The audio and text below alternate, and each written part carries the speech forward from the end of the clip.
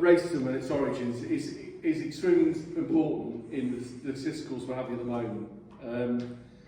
I think the discourse has fundamentally changed since the Black Lives Matter movement 2 years ago. I always used to hate it that whenever you went online and there was an article that involved refugees or anything to do with black people in society, there was almost a stream, a torrent of abuse from right-wingers that used to flood the kind of comments bit section of the... Now, I've not noticed that as much since the Black Lives Matter movement has taken place, because there's been a shift, a balance of forces at work that's taken place as part of the struggle around George Floyd.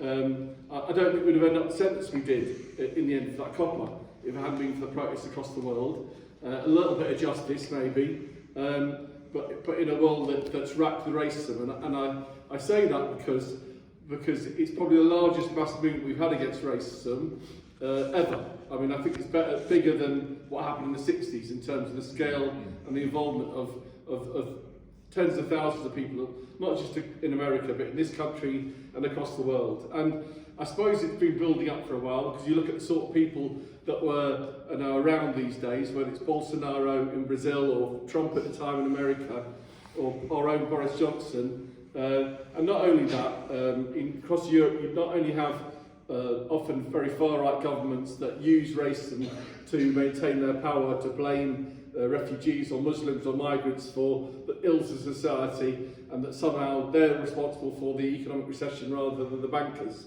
But also that they accompanied often with quite nasty far-right fascist organisations that are also part of the government, you know, like Jobbik in Hungary, for instance, Matthew. So the question of racism, since that point, has always seems to be a central dividing line in terms of British politics, and it's something that the Tories have tried to come back on since Black Lives Matter, to try and claim back some of the territory for themselves. They did so in a feeble attempt, which they call the Cred Report, which has very quickly got no cred whatsoever with anyone. But it's worth noting what their targets were. One of their targets was they claimed that the term racism was a devalued term, and that slavery was just about racism and poverty. But it wasn't just about racism and poverty, but allowed for the remodelling of the African UK experience. Not sure many slaves would have felt that way about it. Quite an amazing statement to make in terms of trying to do that. This wasn't the only thing they wrote in their report. It was stuff like that the UK was a world leader in eradicating racism. We obviously weren't talking about Boris Johnson when we said that, were we? Because obviously of his comments around pickaninnies and everything else shows that, you know, he's clearly a racist. And that actually racism is no longer exist anymore in the historic sense. Bigger determinants of ethnic minorities are geography, because we all choose to live in very poor places by choice, and we choose to take very bad jobs, and that's somehow our own fault rather than anything to do with the society or the world we live in. And it's a part of an attempt to try and individualise the problem. So what goes along with this theory, whether you choose to take any notice of that sort of stuff, is it goes along with this idea that the reason why racism exists in their world is it's in black people's heads. Supposedly we can't get it out of our heads. It should go out of our heads, but for some reason it's not displacing itself, and that somehow that if we were able to move on, and if people have got racist or prejudiced ideas, it's located in the individual. It's not located in any understanding of society. It's not like what came out in the McPherson report that talked about the institutions of society being racist or discriminatory. It's located in individual people's heads, and therefore the solution to racism is to go on courses or to be trained or to be educated.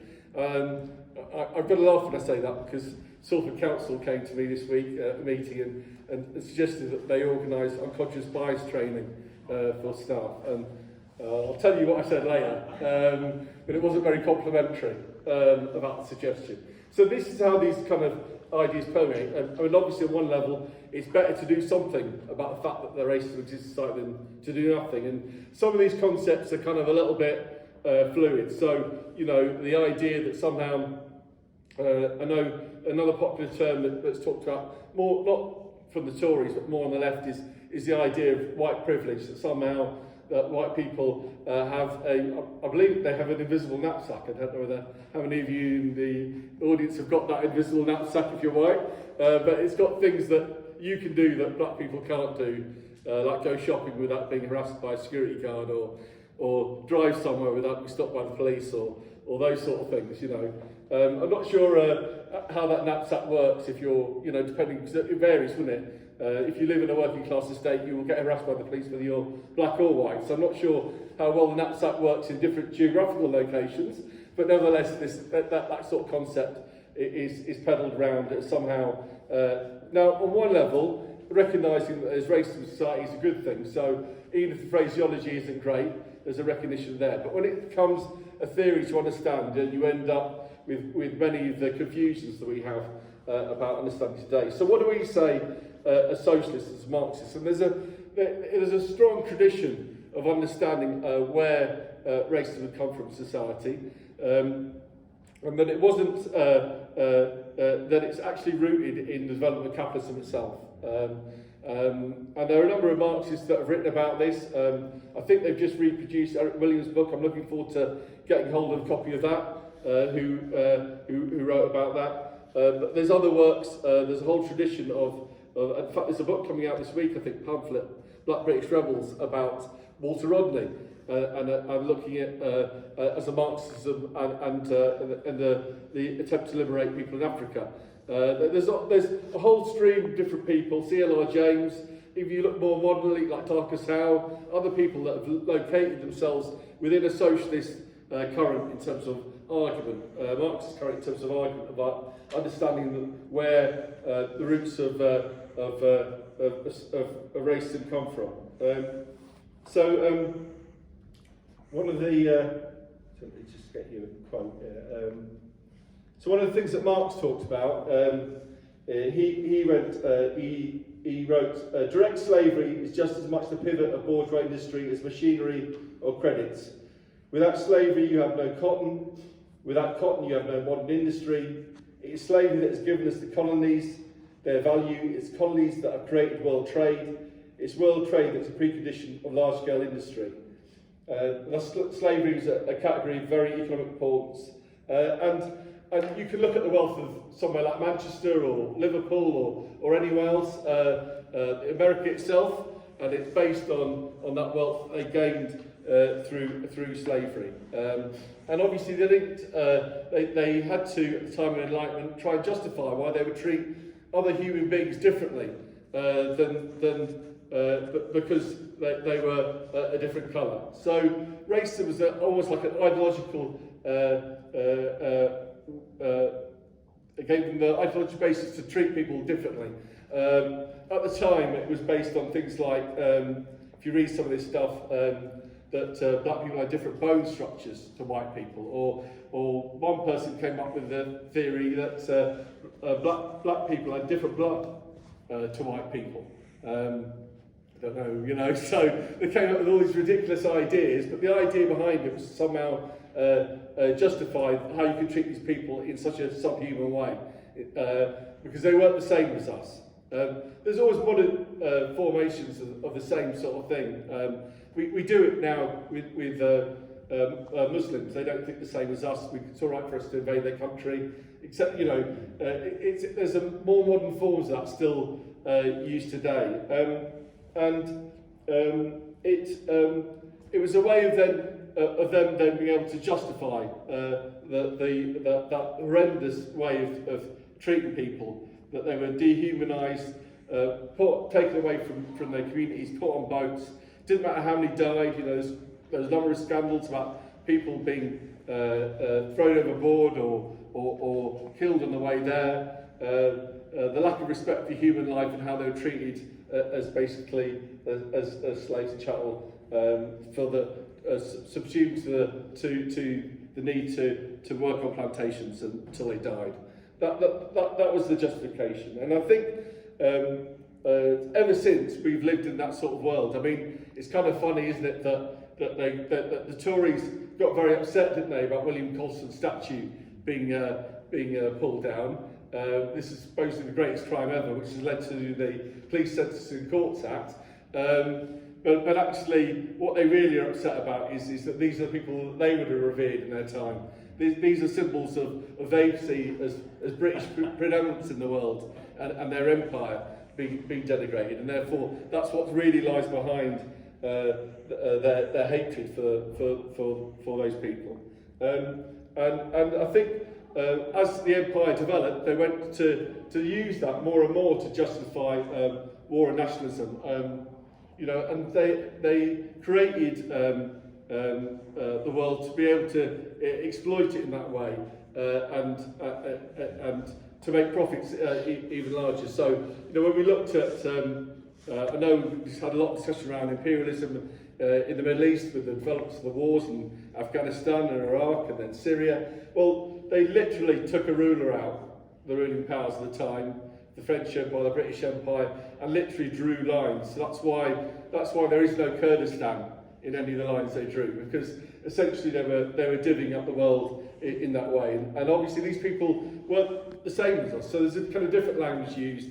I remember a particularly obnoxious economics lecturer I had at university who told me that Britain gave the world railways.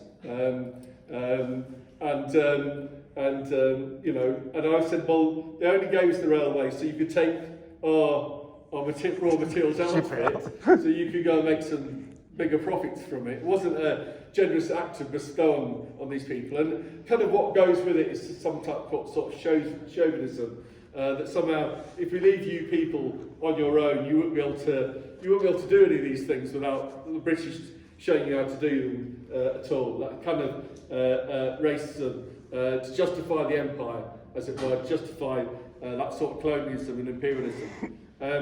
More and more it is used as a tool to divide and rule at home. So it's still used in that way, obviously, across the world to justify our interventions in various worlds, or how we treat refugees, or maybe, you know, I don't know, want to discuss how we treat refugees that happen to be black from Ukraine or happen to be white from Ukraine. All those things are still used today as a way of dividing and ruling, but very much more it is used as a way of dividing and ruling at home as well today. And the main form of that is through the use of immigration controls. So it's no coincidence that this vicious Tory government, who failed with their credit report, are now trying to succeed with their nationality and borders bill.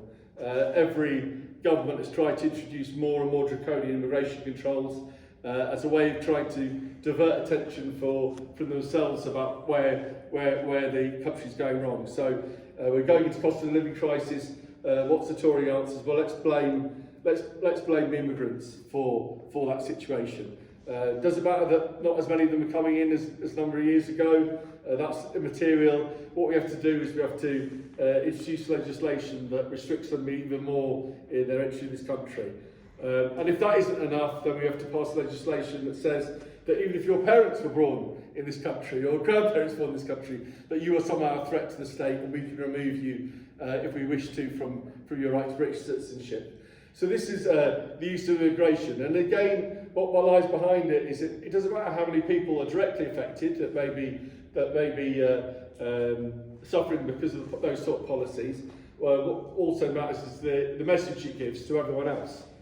Who's to blame for these things? How do they come about? What are the causes of that? Is the reason why the NHS isn't working? So you have people telling you, well, the reason why the National Health Service isn't working is because you've got too many immigrants. Well, hang on a second, the National Health Service wouldn't run without immigrants. There wouldn't be anyone actually running those services for you to have. Yet it becomes kind of part of their common sense arguments about society. So if you say that the roots of racism are very closely entwined with capitalism throughout the age, then as socialists and Marxists, you see that the solution has got to be the same. that actually somehow, if we want to change society, we have to start to not just challenge racism, but actually organise against the system as a whole. Two of those things have to go in hand if we want to see a radical change to the world we live in. And that means we have to think about how we evolve ourselves to challenge everyday racism at every level, but also to try and organise people collectively. I mean, one of the great things about the Black Lives Matter movement is it brought black and white people together. It was a kind of multicultural revolution, wasn't it, against racism that took place 2 years ago. That's the sort of struggle that we need to see in the future, that brings those forces together. Because, you know, it isn't, I often joke, there was many years ago, there was a Labour councillor I was having a discussion with in Stockport, and Stockport had a football county, had a banner at Ireland-England match which said no surrender. It was kind of like a far-right fascist thing. And I went to the Stockport council and I said, look, because I was starting to work in the area, is racism a problem in Stockport? And he said to me, no, racism is not a problem here in Ameen. No black people live here. And I was like, well, hang on a second, do you hear what you just said then? You know, we're not the problem. The problem is actually the society we live in. The fact that no black people live here doesn't mean that Stockport's a better place to live. It's probably a worse place to live because of that situation. So we're facing a situation where we have a growing movement of people who do not want to accept racism anymore as part of society. We have a lot of ideas being discussed about how do you eradicate racism, whether it's through education or training or more radical transformation. But as Marxists, we see that the only way you're going to really get the change you want to destroy the system that creates racism, created racism, we have to destroy the capitalist system as a whole and actually argue for the sort of unity of our class, because it's in everyone's interest, black or white, to fight it. This is where things like privilege theory fall down, isn't it? Because if privilege theory is purely based on stopping white people doing things horrible to us, then how do you explain Priti Patel? Now, I find it very easy to explain Priti Patel. Priti Patel is actually on behalf of her class, not on behalf of her race. And we need people who are willing to stand together to fight on the basis of our class for a different sort of world. Thank you.